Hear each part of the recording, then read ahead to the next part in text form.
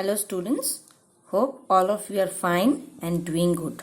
We are meeting here after a long gap of time.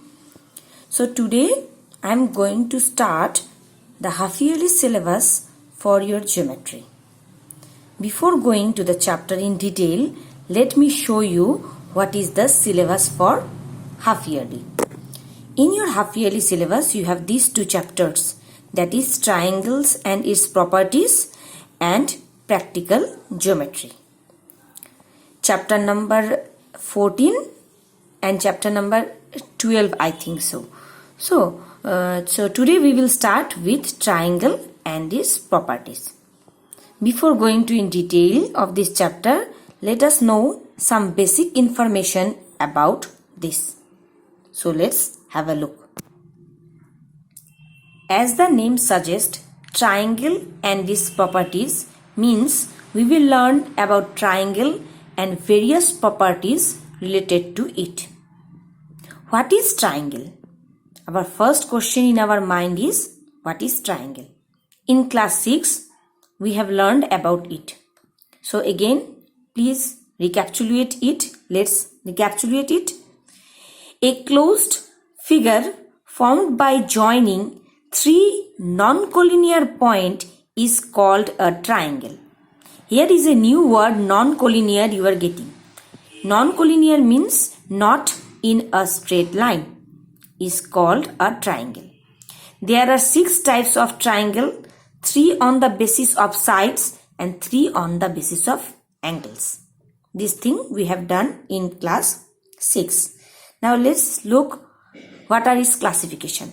Classification of triangles is according to side, scalene triangle, isosceles triangle, equilateral triangle. According to angle, acute angled triangle, obtuse angled triangle and right angled triangle. Okay. Now we will learn about some of the parts of the triangle, which we have done in class 6 also. Next is median of triangle. A median of a triangle is a line segment joining a vertex to the middle point of the side opposite to the vertex. Okay, so this is a median AD.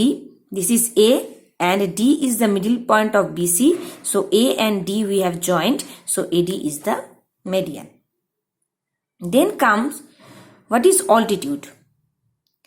An altitude of a triangle is the perpendicular drawn from the vertex to the opposite side.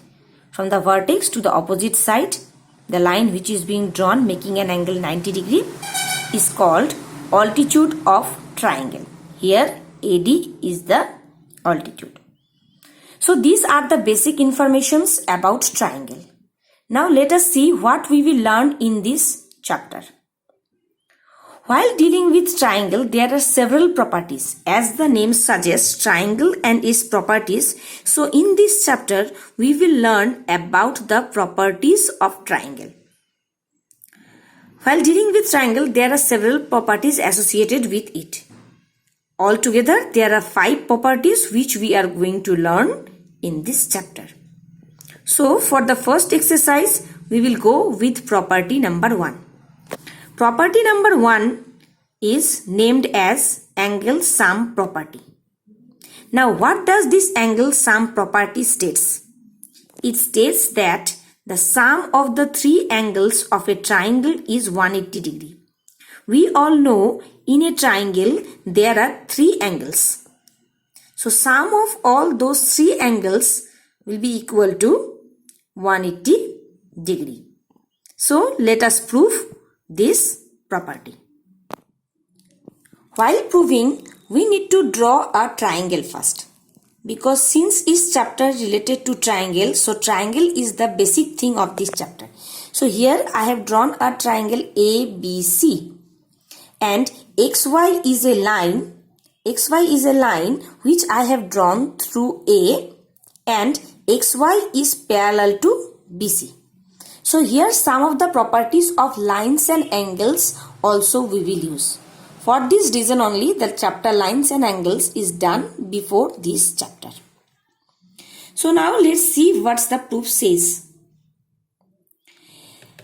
In the proof, it is said that let ABC be a triangle in which XY is drawn through A parallel to BC. Just now I have shown in the figure.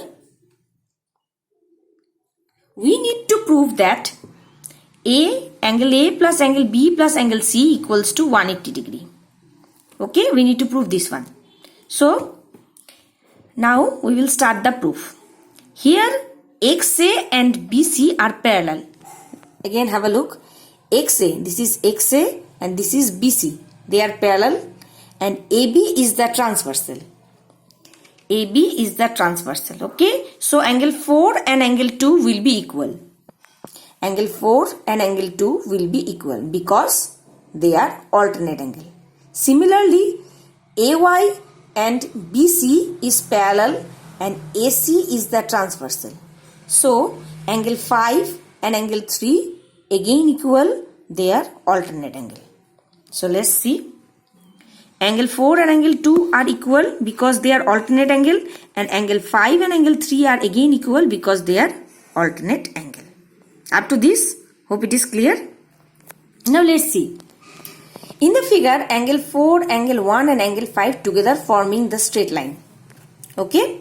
So, angle 4 plus angle 1 plus angle 5 equals to 180 degree. Angle 4 plus angle 5 plus angle 1 is equals to 180 degree angles on a straight line. Now, angle 4 can be replaced by 2 and angle 5 can be replaced by 3. Okay. So, angle 1 plus angle 2 plus angle 3 equals to 180 degree. Clear? Using 1 and 2. Here it is mentioned. Now, you can see in the figure, angle 1 means alphabet is A, angle 2 means alphabet is B, and angle 3 means alphabet is C. So, we can replace angle 1 by A, 2 by B and C by 3. So, angle A plus angle B plus angle C equals to 180 degree. Clear?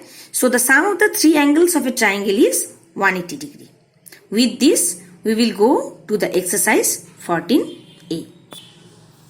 In 14a, if we will see question number 1, then you will find that there is a figure drawn. From that figure, some certain triangles, type of triangles are being asked. So, you have to search it out and you have to write. So, question number 1 is left for the students as homework.